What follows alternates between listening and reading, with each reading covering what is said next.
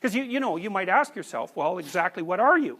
Well, I said you can identify yourself with your intellect, and that's very, very common. It's sort of like the worst sin of intelligent people.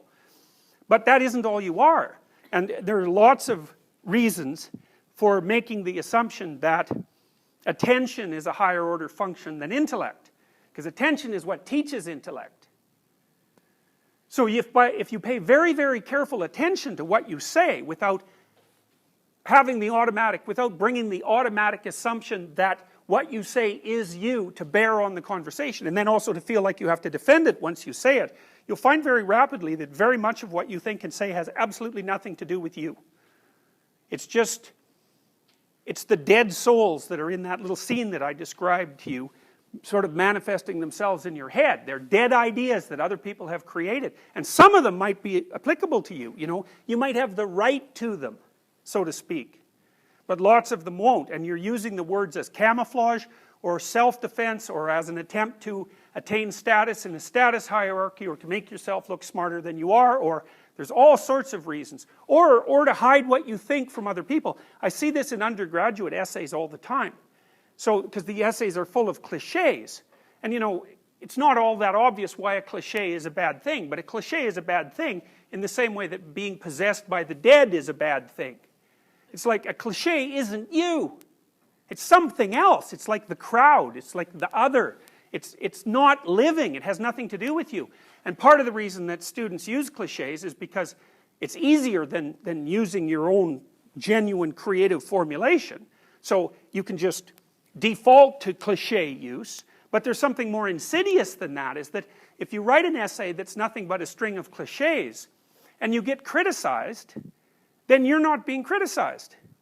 What's being criticized is the cliches, and you can hide behind that, and the part of you that's wise but treacherous thinks, well, the criticism doesn't really apply to me because, you know, I didn't really say what I thought.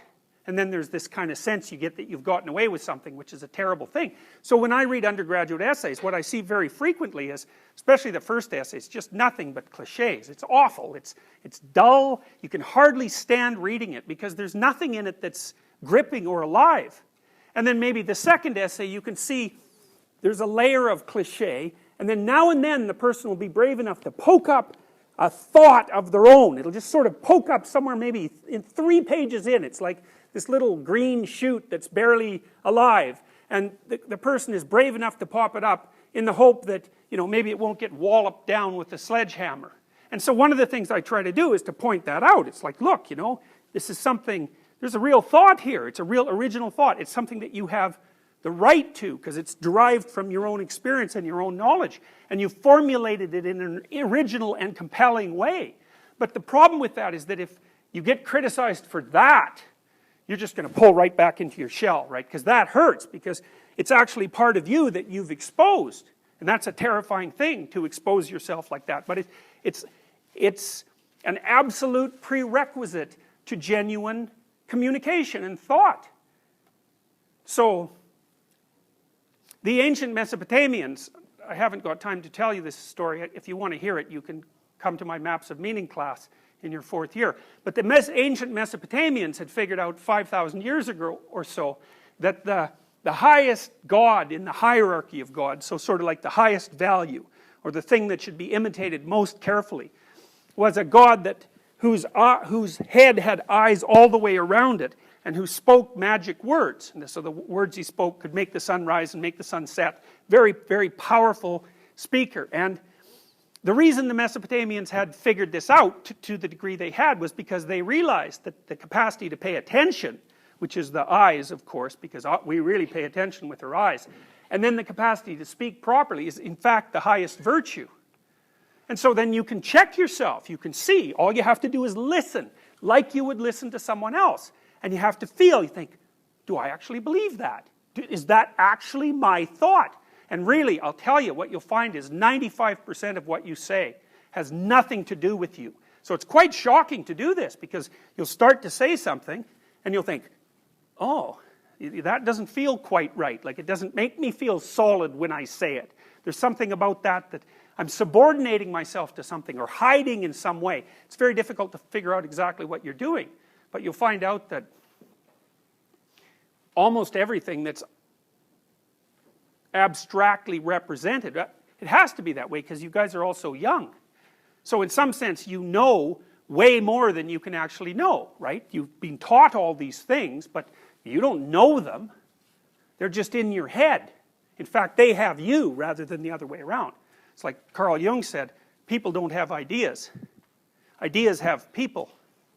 And that's something to really think about, because then you want to watch and see what ideas there are floating around in your head and start to figure out where they came from, because it's highly probable that they're controlling you just like a marionette is controlled by the puppeteer. It's very, very similar. And there's an inauthenticity about that. And so that brings us into existentialism. So now I want to talk to you a little bit about existentialists, because existentialists are very concerned with authenticity. And so you could say that above all else, existentialists are concerned with truth. Now, of course, we know that it's not very easy to define exactly what constitutes truth.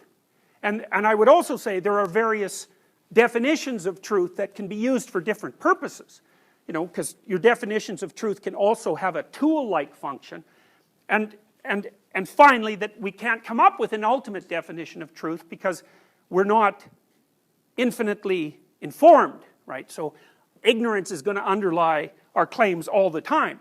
But that doesn't eradicate the validity of the concept of truth. And I think one of the ways you can deal with that existentially is that you may not be able to determine what's true at any given moment, but it's quite a different matter to determine what's false. That's a lot easier. So one of the things I often tell my clients, for example, is